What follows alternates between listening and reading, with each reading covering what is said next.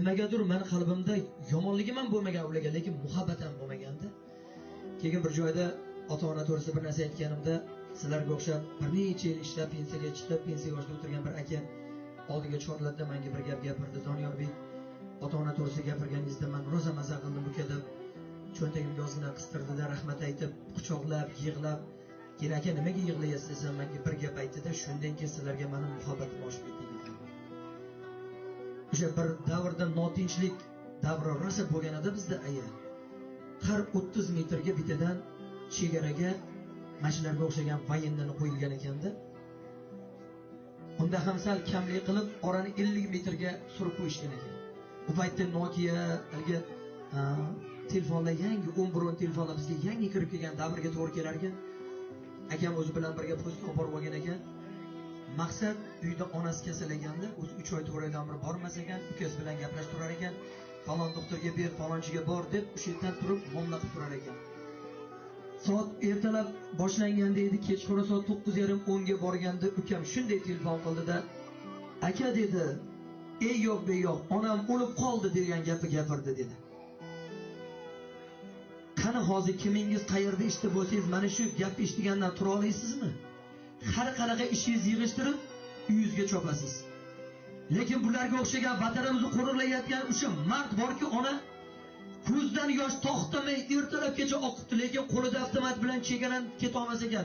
Chunki 2 kun oldin ham o'sha joydan bizni vatanga hujum bo'lgan ekan. Ertalab kattasi kelib, dujur almashtirgani kelganida haligi akani boshi qishib ketgan ekan, ona yig'layverib. Lekin yosh tugamagan ekan ko'zdan. Shunday kelganida qo'lidagi avtomat bilan ana u eng kattasini ko'kragiga shunday uribdi-da, "Mana avtomating" debdi. Eginini shunday yechib, "Mani formang" debdi. Men uyimga ketdim. "Nima bo'ldi?" deganida, "Mana onam o'tib qoldi." Aka shunday yurganida ikkita formalikka bor birga borasan debdi. Ikkita milisa birga olib ketdi.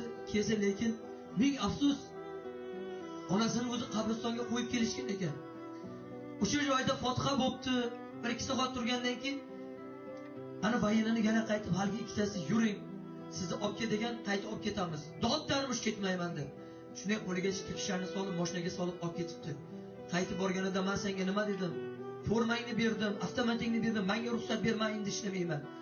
Shunda o'sha serjant o'sha kattasi, "Postingda qolsanmi? Demak sen boshqa onalarni, boshqa bolalarni o'ylabsan, vataningni o'ylabsan. Demak sen haqiqiy O'zbekistonga kerak inson ekansan. Qarang aka, shu bilan oradan yil o'tib shunaqangi katta lavozimlarda ishlab o'sha inson pensiyaga chiqqan ekan, menga o'zi og'zi bilan shu hayotini aytib berdi. Boshqa hech kimga hali aytmaganman Doniyor, lekin senga ochdim" dedi.